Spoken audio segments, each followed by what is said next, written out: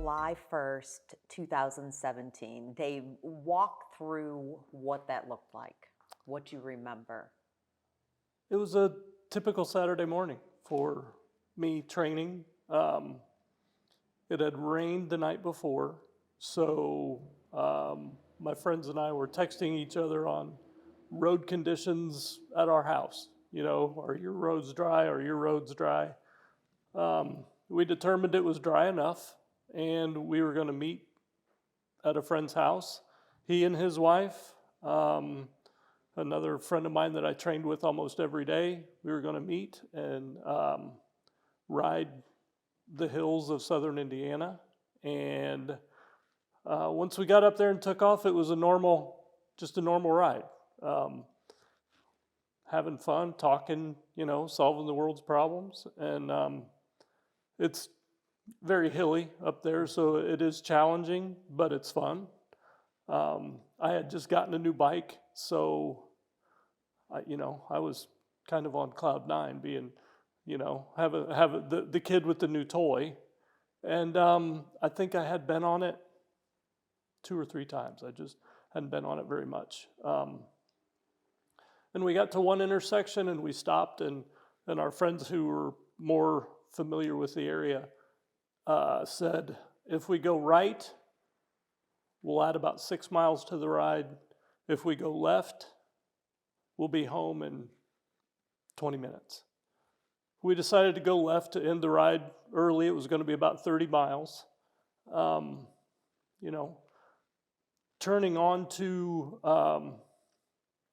Chapel Hill Road, my friend said, last hill, make it count.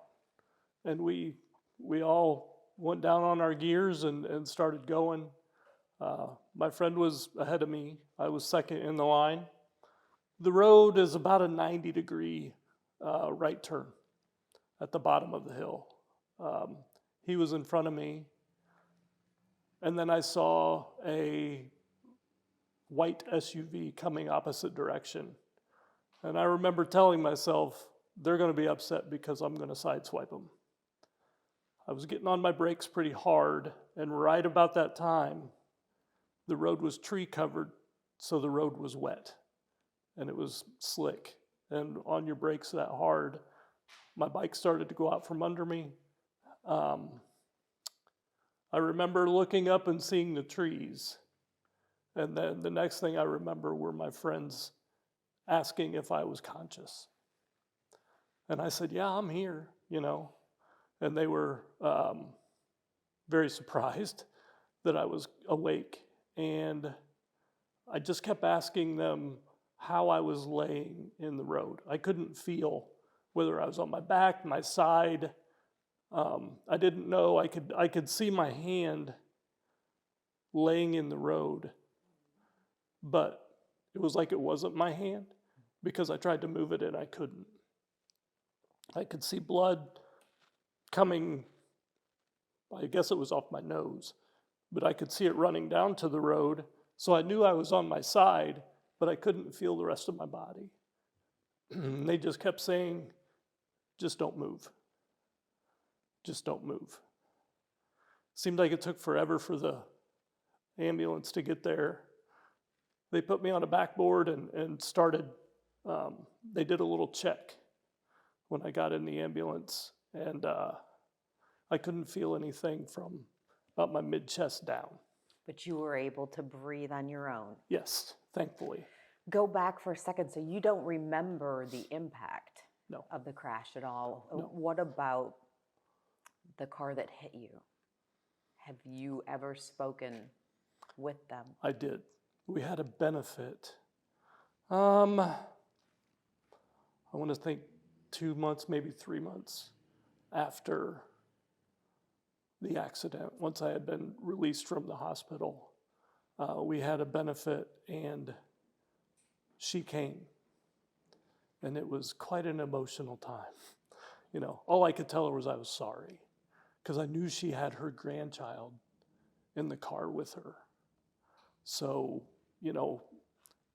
probably scared the little person to death, but she was very nice, had sent I think she sent a card, you know. But you said to her, I'm sorry. Do you think there's anyone in your life who wouldn't respond to hearing that, even though I'm sure most know by going, that's Dave? Yeah, I think so, because I told most people that I'm sorry. That you're sorry. Mm-hmm. What are you sorry for? The life change.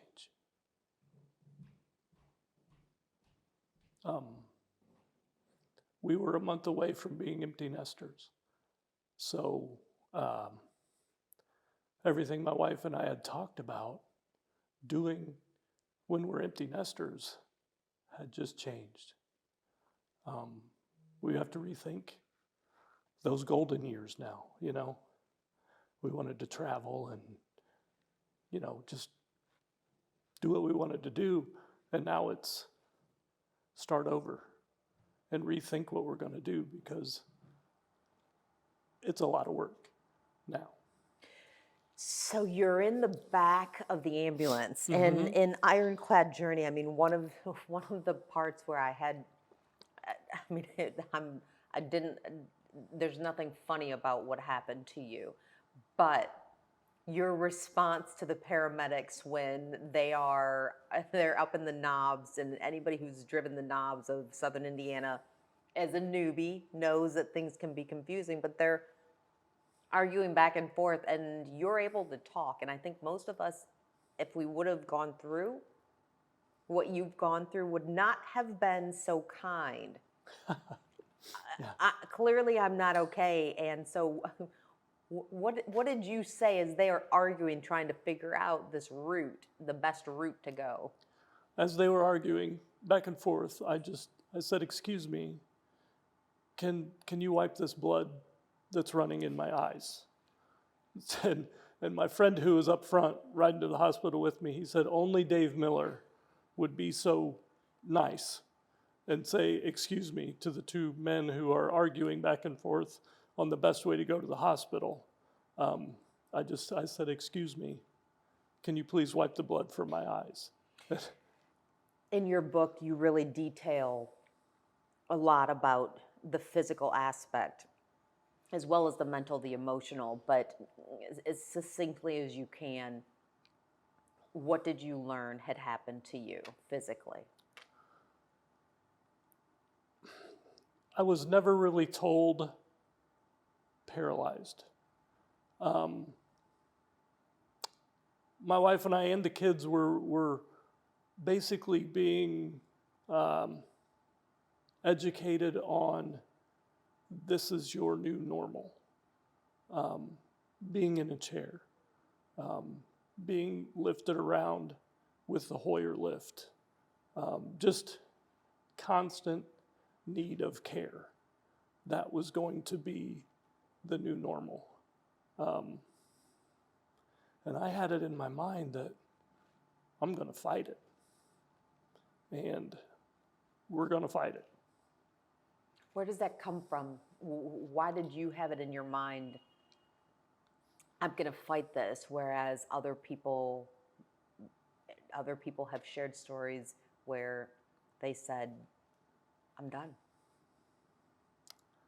I think a lot of it had to do with my training. Because marathons and triathlons, it's very physical, but it's also very mental.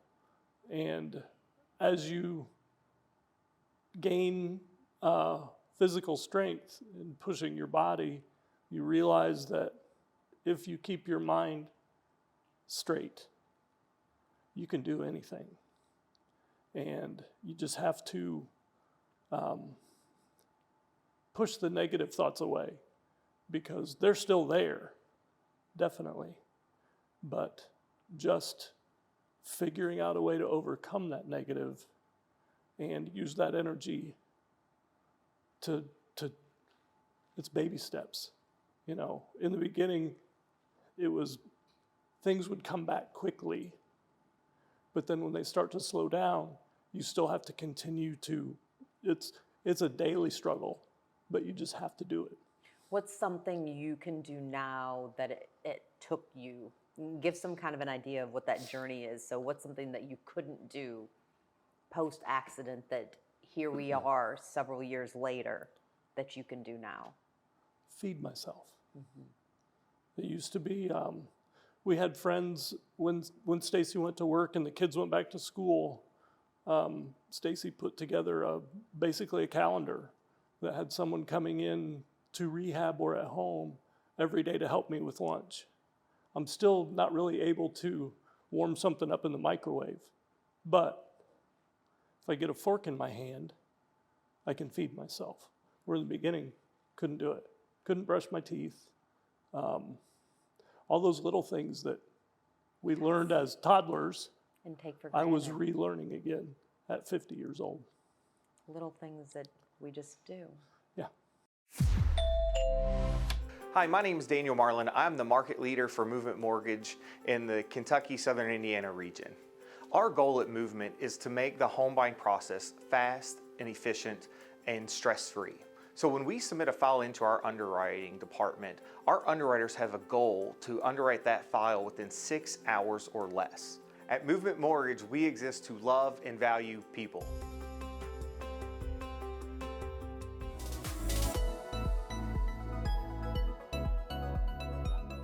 Now, quadriplegic. Yes. Most people will consider that paralyzed from the neck down. You did not have to have a ventilator No. for breathing, and so what would the term be then? Partial? Incomplete. Incomplete. My injury is incomplete. A complete injury is when the spinal cord is severed. Mine, the best way I can explain it is a smashed banana. Signals from my brain through my spinal cord are getting through, not very fast, and some get through, but the return message doesn't get back.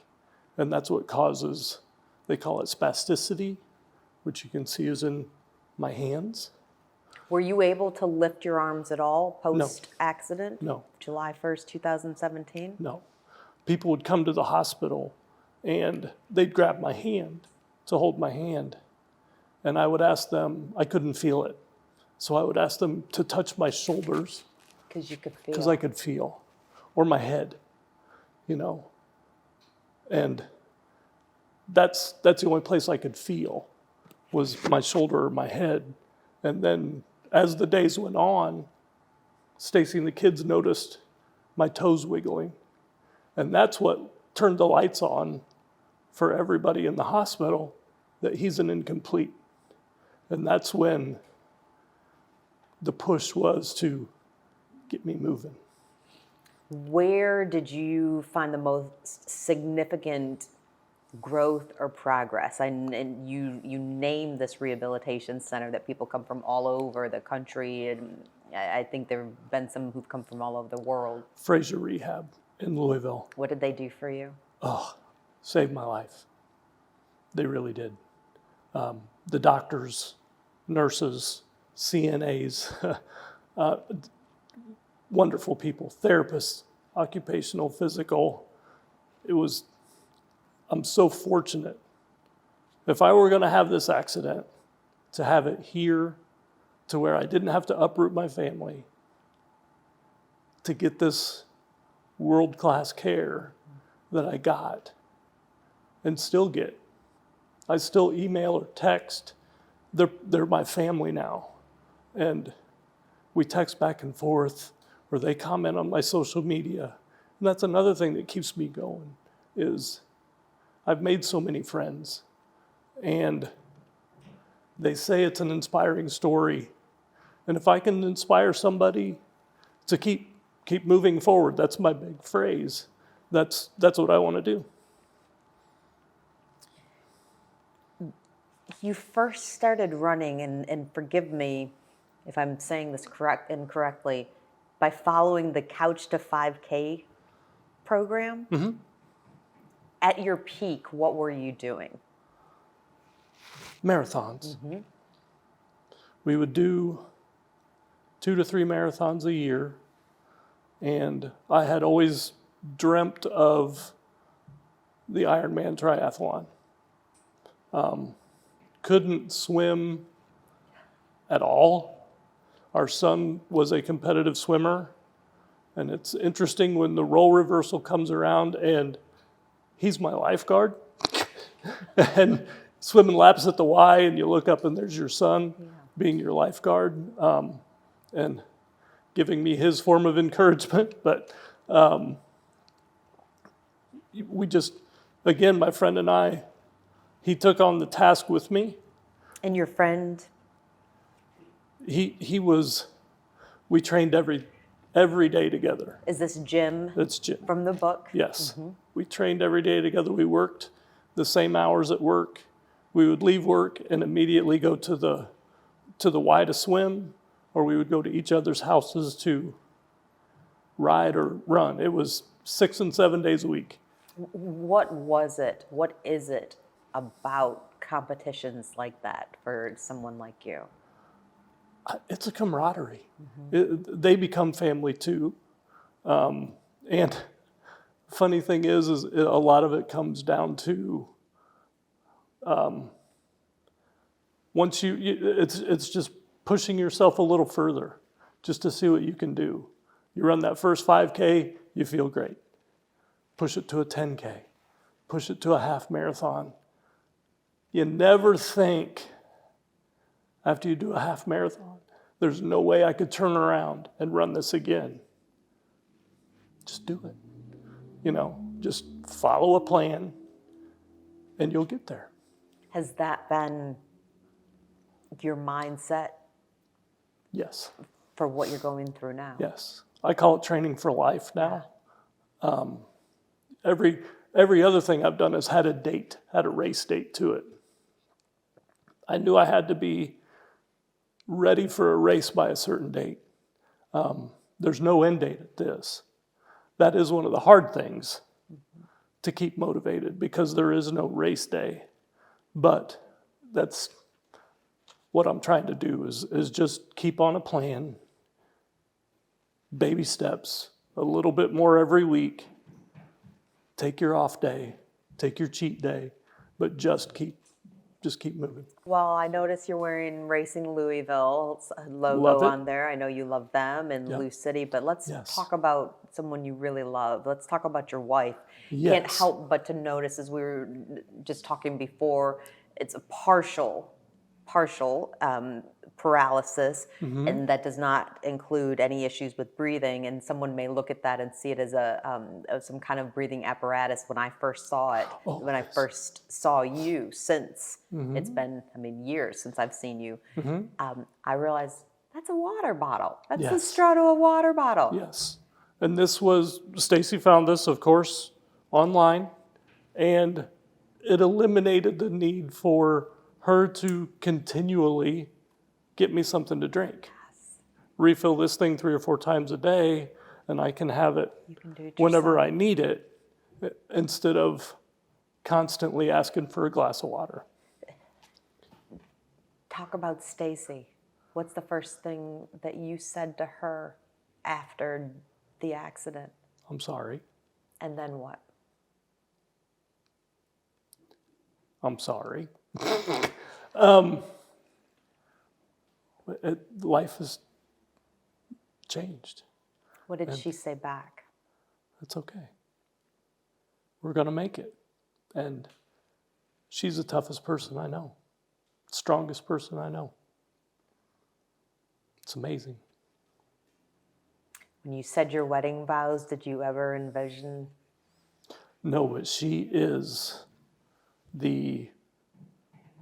in the dictionary, she should be the person for better, for worse. Because she got the for worse. And she's right here beside me. So you're still continuing on this journey to see what can you regain. You're working. You're back at UPS and you're working. How many walks a week are you taking, and of course with your dog? No walks with the dog yet. I really want to get there to get back to the dog, and that's. And I hear he wants to go with you. Oh, absolutely, and that's one thing I did say to her. Yeah, or You her. know, Yes. well, one thing I said to Stacy was, you know, marathons and Ironman are now out of the question. Yeah. I just want to hold her hand and walk down the street. That's good enough for me. Walk the dog, and we're not quite to that point yet. But I do make it a point every hour at work to get up and walk around my office. Try to stand as much as I can at home, because you just have to keep yourself strong. It's real easy to sit and do nothing because it's easy. But to get up and exercise a little bit every hour just to keep things moving is very, very important. What do the doctors say in terms of, I guess, what a prognosis is of being able to hold your wife's hand and take a walk in your favorite park? Every injury is so different. They honestly don't know. And that's hard with this injury to not compare. We're never supposed, you're never supposed to compare your kids with other kids. And it's hard for me not to compare myself with someone with the same injury as me. Right. Because they may be doing something that I can't do. But then on the other hand, I'm doing so much more than most people with my injury that my doctors are like, you shouldn't be doing what you're doing. I've been one time I was in the hospital and I asked the staff if I could have a walker to walk around the hospital. And they were like, what? I said, yeah, I can walk. You're a quadriplegic. I understand that. But if you can bring me a walker, I'll go for a walk. And they just couldn't believe it, that I had regained that ability, because they just don't see paralysis very often. And like you said, when someone hears paralysis, they think I can't move at all. Why did you decide to write Ironclad Journey? People in our circle of friends, they said that Stacy and I had a great story, either from me in the accident or how she has stuck with me through this horrible accident, and that we're overcoming this together. And we both, they said it's an inspiration. And some people don't, in my situation, don't like that word. They don't want to be an inspiration. But I've taken it as a positive. And if I can inspire somebody, just one person, it's worth it. And I didn't know how to write a book. So how did you do it? It just all came together. An old coach of our son's old coach, she contacted me and asked if I was serious about writing a book. And I said yes, if I had some help. She knew of a publisher who their kids are athletes in high school as well. And she and I talked, and we connected and clicked right away. And she fed me information that just kind of lit the flame. And 10 months later, here we are. She was a wonderful help, and still is, continues. You said some people in your situation, and I try not to use a generalization, so I'm using your words, but in your situation don't want to be looked at as inspirations. And I completely understand with identity, how people identify themselves. It's individual. Each of us gets to choose. But do you realize how many, are people telling you that from all walks of life that your book offers inspiration? One of my favorite parts about your book, and I put sticky notes all over, and I actually even wrote, this English major wrote in your book, because I starred some things, and one of my favorite parts are just the portion of quotes that you have in here Dave's unbreakable strength quotes, and I think a lot of these could be applied to any challenge that people are facing in life, and especially after what we've gone through from 2020 and beyond. Did you recognize that this would be a source of inspiration for people in so many other ways? No, and that's where my publisher, and that's where Stacy came in. I wrote down my thoughts. I wrote down my journey, and literally 3 days before my publisher wanted to put this out or send it to be published, Stacy sat down over the weekend and added so much more to it, the detail. I'm pretty black and white.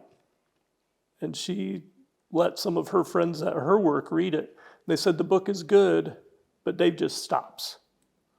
He needs to go into more detail. I didn't want to bore people. This is not boring. Oh, thank you. This is not boring. A lot of that goes to Stacy because she did. She put a lot into it. It's a fast read, except that you want to keep going back, which is what I did.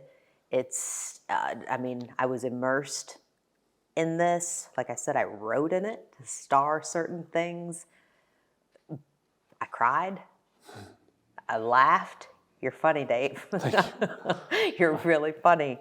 But I also, again, going back to, the struggles that people are experiencing right now.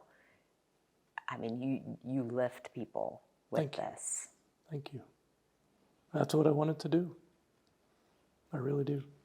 Yeah, the quotes in the back were from April, the publisher. She said that this would be something that you just don't read it and put it away.